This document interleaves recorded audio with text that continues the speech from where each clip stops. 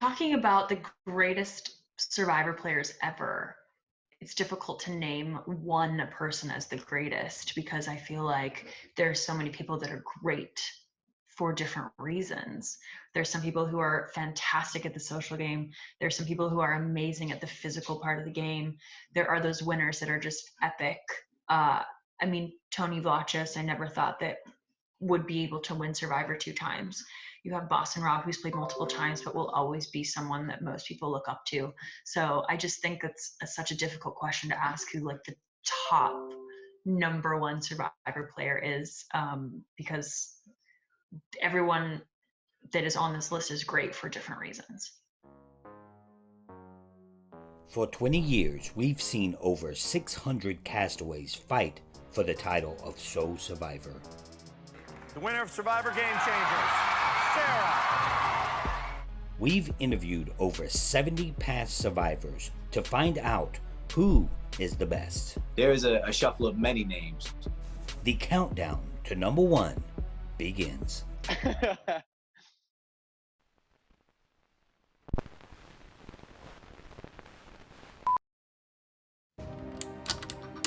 The greatest game on television, and these its most respected players.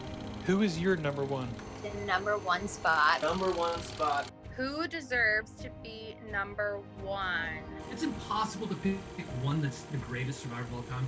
It's time to celebrate the castaways, the legends. The number one survivor of all time has to be... This is the top 100 greatest survivors.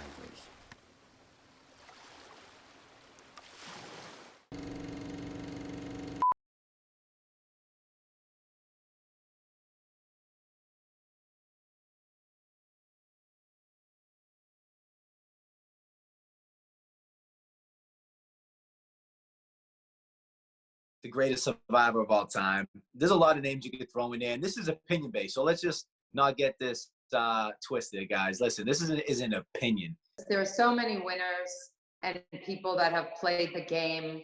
They played different games. In general, I think that there's been so many amazing characters on the show, and such a diversity in personality, which has been really fun. Troy is definitely one of my favorite people from One World. I mean, Troy just has this way about him. He is so charismatic, so fun, so funny. Like if you were actually going to get stuck on an island with someone from Survivor, Troy is one of those people that you would really want to be with. Like he really has the survival skills and the attitude.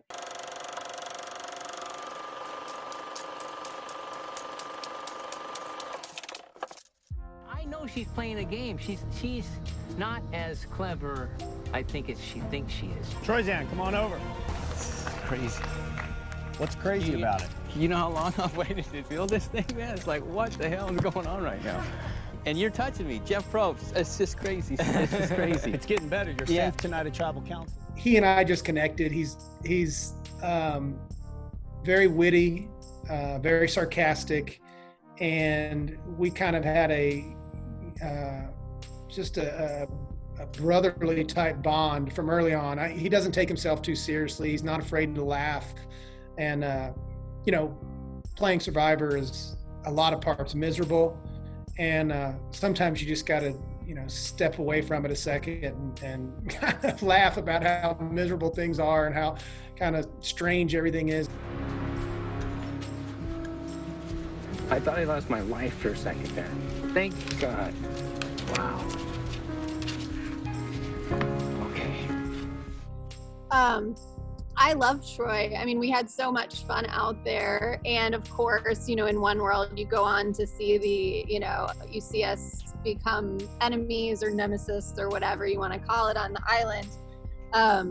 But yeah, Troy was a blast to play with. I loved that he got to play again. I mean, I just know that Troy's love for the game is so immense. I mean, it is his baby, it is his life, it's his passion. And so I hope he gets to play as many times as he wants to.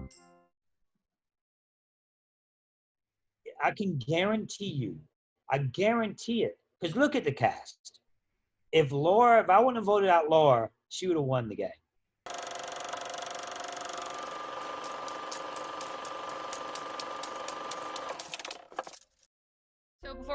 had started, you know, my first season of Survivor, my mother was my favorite player to ever play. I mean, for obvious reasons, but I'm so blessed that I get to play with such, you know, one of my personal, obviously my personal hero, but my Survivor hero as well, and get to watch her seasons and then get to play with her was pretty incredible. So yeah, my mom, my ultimate hero. At this point, I think it's more personal with Eric and the chicken. I think that he has to beat that chicken. Laura and I have a little rival, like I almost have with everybody I played with, but Laura was a beast when it comes to her physical game.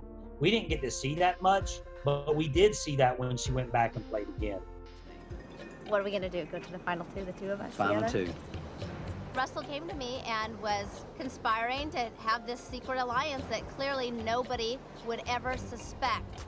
And, you know, that's another card that I stick in my pocket that I might want to play. I mean, you know, it's just food for thought. Laura Moret, challenge beast. By the way, I may have to vote you out of that $1 million. And the fact that my daughter has the courage to say that to me shows that she has grown as a woman, that she's no longer this little girl, which ultimately for me,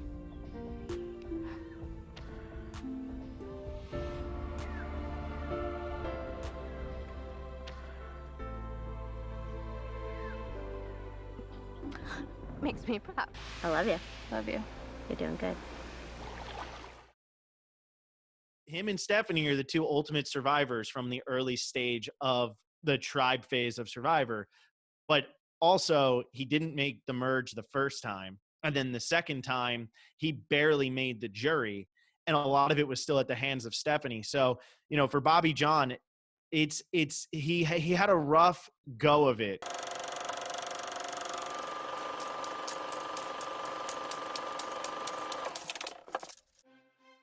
He never was really on the right side of any numbers. And I say it all the time, but he's one of the lost great Survivor characters. Get that thing off me! There you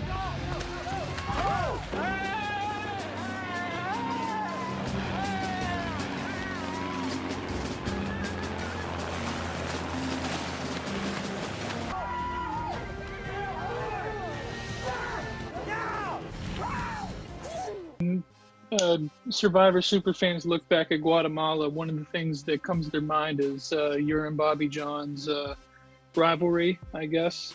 I can't be around Jamie for more than 5 minutes. I want to knock him out. I just came into camp and started doing my thing, man. And right when I started getting the fire up, here comes Jamie over there. And there's not room in the shelter. I hope they don't mind sleeping outside. He said something smart. I'm just like, you know, dude, you gonna say one more thing to me, I'm gonna knock every one of your teeth slam out of your head. Thought we were one tribe. You know it's not one tribe. Yeah, but... So why are you saying that right now? Well, because I can, and I will, and I want to. I don't know, man. We're all good farm boys, so if you gotta say something, say something to somebody. If I go out, I don't want y'all to say something to me.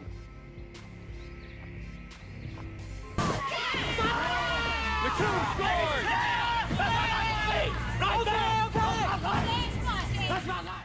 So looking back, I guess, 14, 15 years later, is there anything you respected about Bobby John's game? Do you guys still keep in touch at all? Have you, what was that rivalry like for you?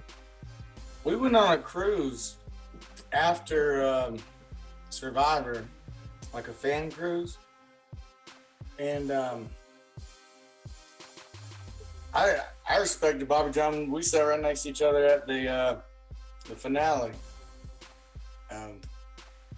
It's just you're in the game, and I don't know. He barks. He does some weird stuff. He raised his legs at me when he won a thing. I don't know. But I think we're very competitive. But he would howl. He would always do this weird stuff. It's like trying to get in your head. And it's like, man, it's a joker. And so, but listen, I started howling back, and that guy just got in my face. Hey, I didn't know you couldn't hit people out there because they didn't tell me about it. So I'm glad I didn't punch him in his face when he did that, but it's just an athletic thing. He's a good old boy. The thing with Bobby John that ultimately ends up hurting his like keeping him lower on the list than higher on the list is the fact that he was on that awful Oolong tribe. It's probably the reason why he's on the list, and it's probably the reason why he's not higher.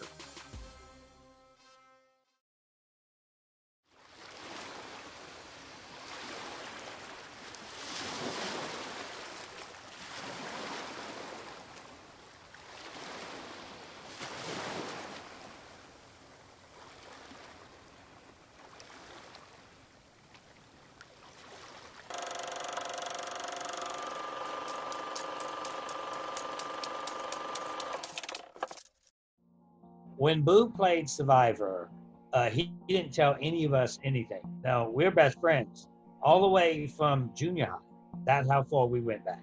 So when he played, he never told us. He came back. All of a sudden, we was watching a commercial and we was like, wait, what? Rewind it, slow motion. It was like, what the world's going on? That's where he's been all this time. Boo, taking on Earl. Survivor's ready. Go.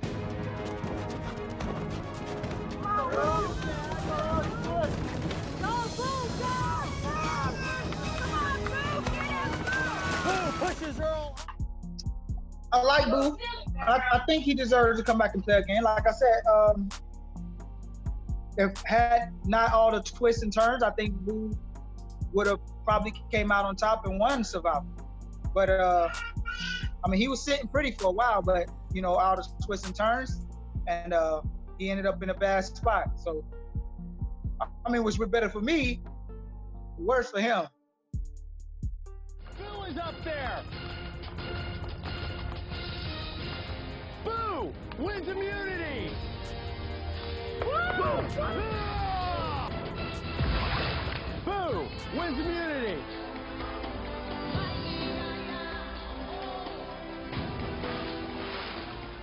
Boo, come back over. Also, Boo, people don't realize he's like tied with Tom with like wins when it comes to individual immunity wins and wins with your tribe. So he's also a challenge beast. So I do legitimately think Burton deserves another chance to play a second shot. And I say that because he is one of the fiercest competitors I've ever met.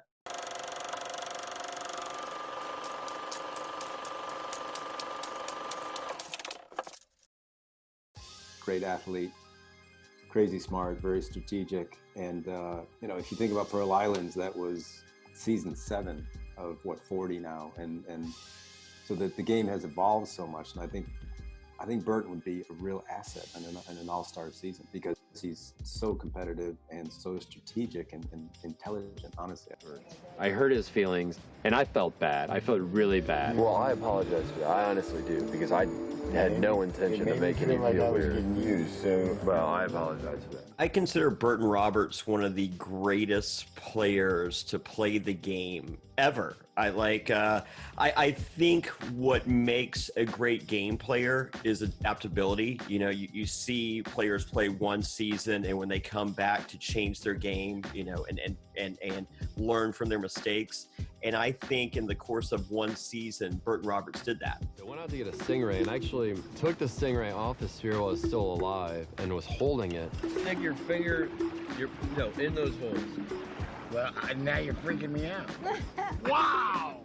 It's an electric ray. Oh my God! Really? I kept trying to hold it down. It kept shocking me. So it's some type of an electric stingray, but it had a pretty good charge a number of times.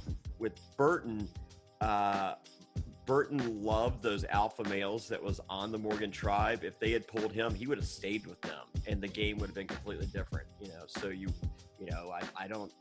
there's a possibility you don't get the grandma lie, you don't get the story of Rupert. I mean, like, you know, you get the downfall of the Drake. You know, the outcast, not led by Rupert, or not led by Burton, probably lose. I mean, I think everything changes if they made that one different choice right there.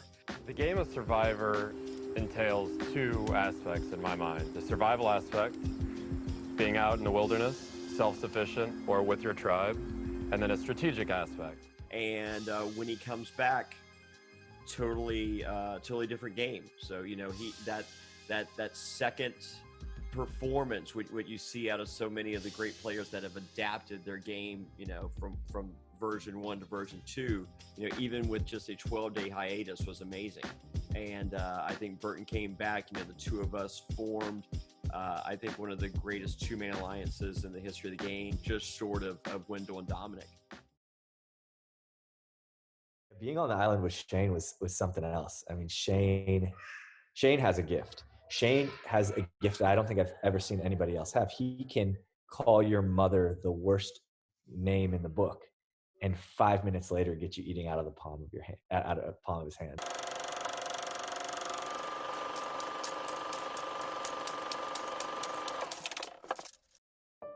I mean, I'm just at the end of my rope. I'm fried.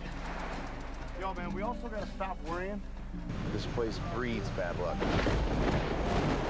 I don't like you, Sand Flea. I don't like flea! No more torrential downpours, Sir God. No more of those!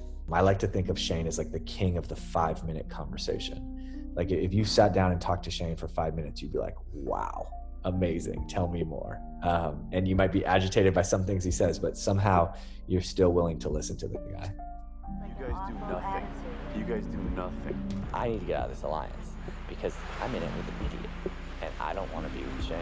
I just don't. I don't trust that he's going to keep his mouth shut. It was cool. He was a good guy. He would sneak off to this little place up on the hillside that we didn't go to just because he wanted to be alone. He would do that now and again. But yeah, when he was when he was around us, it was a lot of fun. People thought that we didn't like each other, but we actually liked each other a lot and still have a good friendship to this day. I have an issue with my penis. I'm so sorry. That's because it's wet all the time. Your clothes are moist. It's like shaky. You're like diaper rash on a baby. Yeah, that's what that is. Ladies, that's my chafing skirt. Okay. Working with Abby was very fun. I love Abi-Maria. I think she is such a delight.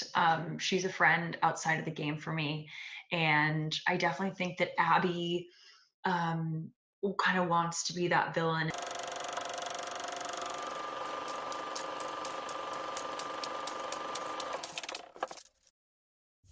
I wouldn't lie to you. I haven't lied to you, and you have no reason to think that I would lie to you. I am your friend. Me too. But if you don't want your dad, seriously, you are done. Just letting you know. I feel like I've moved on with my life so much, and it's been almost 10 years, right? So to think back on the person I was and the person she was in that moment on that island, it was tough because do I respect her game? No, because I don't think she had one. I still don't think she has one. I think if you put her on the island, she'd still be the same person she was before. Nobody likes her. Venus, the tribe has spoken. With me, your dad. I'm sorry I didn't stand up for you. I was crying in front of you. I was made a fool of. Shireen, the tribe has spoken. That to me. See my bag? My bag disappears. You found it. Inside Fiji's bag. You were going around telling everybody that you thought I stole your bracelet. I found my bracelet inside PG's bag. You were talking about me behind my back. How does that make me feel, huh? Maybe she was trying to waken the Brazilian dragon. I wanted her gone. PG? She said to me. If Abby's the one making all the calls here, I might just squeak by another one. Barner? Yep, a little bit. The tribe has spoken. Your dad. Well, we've been scheming on getting you out from a long time ago, huh? Second time you write my name. And I'm sorry I wrote your name down, but To me, it's starting to come off as personal. Who has voted for me twice? Who has voted for me twice? I did write her name down twice. He has voted for me twice. Woo? She's that to me. Abi-Maria is just a firecracker. There's literally nothing else to describe her as. She is so heartwarming because she literally plays every single move with her heart. It doesn't matter really who it benefits, whatever is going to happen in the future. She is such a just heartfelt player, and I love that about her. She's just so fun to have in a group of people. So some people may say they would not want to work with Abby, but I would definitely work with Abby again. Do I respect her game? No, I probably will never respect her game. Do I want to have a cup of coffee with her? Maybe for like 5 minutes, and then I'll probably be like, oh, this is why we were never destined to be ally members.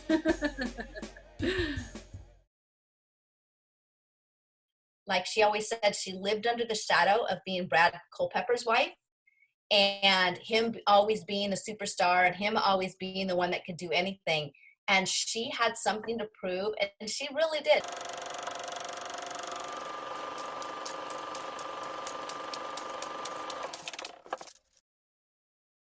For the first time in my life, I came to play for me. And that Monica that's just gonna sit in mediocrity, she died in Samoa. Hey guys, internet, it's Peridiam, and let's talk about one of the more underrated runner-ups in Survivor. Of course, Monica Culpepper is known for her second place game in Blood vs. Water, though I want to say she did put up a decent fight in One World 2. But in Blood vs. Water, Monica was the continuous swing vote for pretty much the entire post-merge, positioning herself as the go-to woman. So having her in the top 100 makes sense. There's a fine and careful line to threading the middle again and again, being seen as the most moldable player for the opposition to work with. Third Personika kept her options open and lost mostly because she disappointed her opposition when she finally did make her choice. But having to endure her husband be relentlessly attacked, maybe unjustifiably maligned, is a tribulation I ask of no one. Love you, Brad Culpepper. I'll just say it now, Monica deserved better, and hopefully an inclusion in this top 100 will suffice. People say Monica only tells stories about her family because there's nothing interesting about Monica. How did that not devastate you and bring you to your knees in this game? It did, numerous times, and you know what? I've grown out here, and I let all those emotions go away, and I fought. I win a challenge. All little 100 pounds of me is freaking emaciated. I am eating grubs, worms, pig intestine, and I weigh half as much as these people weigh. Why? Because it's my time. I don't know what more you want me to say. I would say Monica Culpepper is the very best player I've ever seen play. She's incredibly hot at 45, and so she's the best looking Survivor player in the history of the game. Very vague answers, which I think is one of the reasons why he was voted out. Obviously went to edge of extinction and then made his way back in and won the game. That was kind of crazy.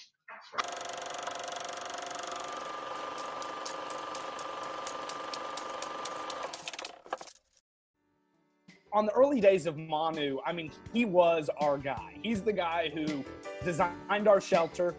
He's the guy we counted on in challenges. We put him in hero role after hero role.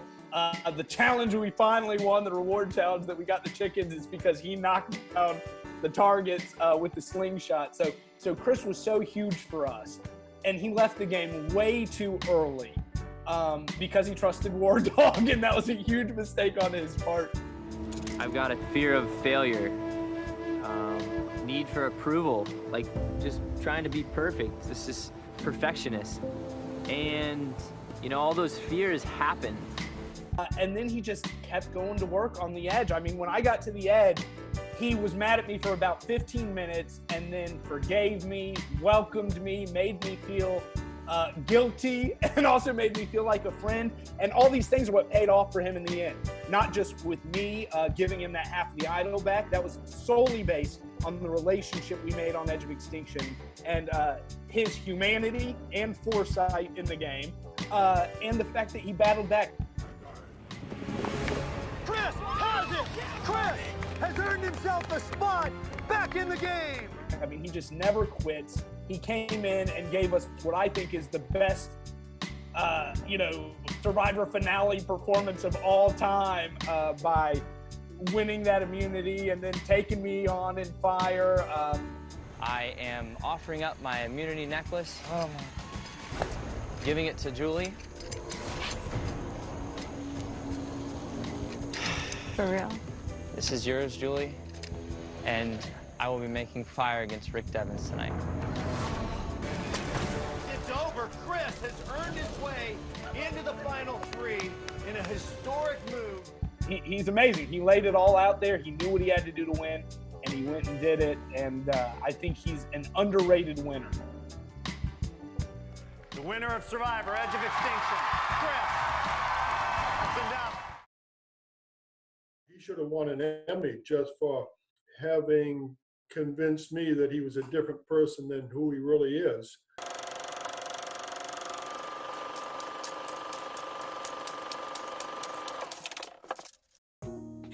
Okay, so Kenny is actually really great. I mean, I'm sure he's so different now, but when we were playing, he was really young and he was really naive and like, I don't think very worldly, if you will, which I found very endearing. I think, you know, he had a bit of an ego towards the end there, but when I got to know him out there, like I felt like he was just somebody that I thought, I just kind of liked. It was kind of, I felt like that whole tribe when we got switched up, like they were a bunch of mutants, but despite Kenny being, I think, a mutant also, he was a lovable mutant. Sold to Kenny. This is what you just bought. Oh. Open it up and read it right here. Read it out loud. Send yourself or someone else to Exile Island. If you send someone else, you take all of their money. So you have a like a little rat. I go, you mess with me, then you're gone in this case. He was one of the few people I would swear at repeatedly while watching the show. But he did a great job. He got himself a long way for the, there were some people on my season that would rock the boat. And he did very well for what he had to, I mean, he wasn't skilled at much of anything. He just had a great strategy and a believable story whenever he was telling it. Go, go, go! Kenny wins immunity!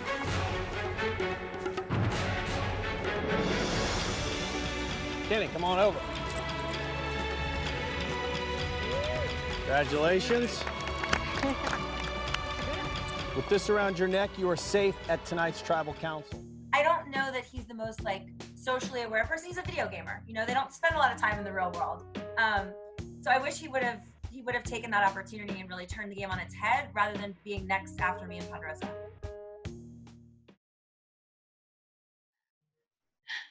Would I play Survivor again? That's the $1 million question, truly. Right now, my answer would be no, but I think in Survivor, you can never say never.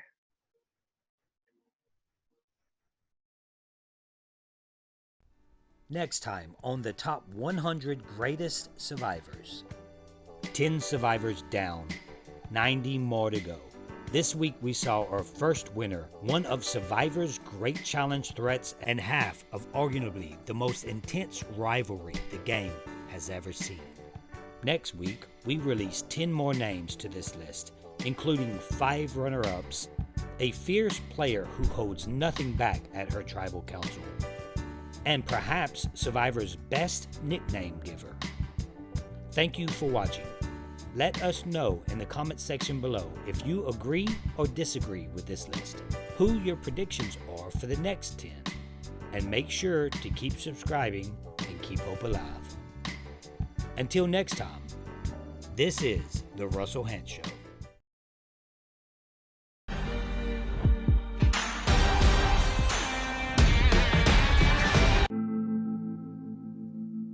I can already see I'm a rule in this kingdom. I think if I can control how they feel, I can control how they think.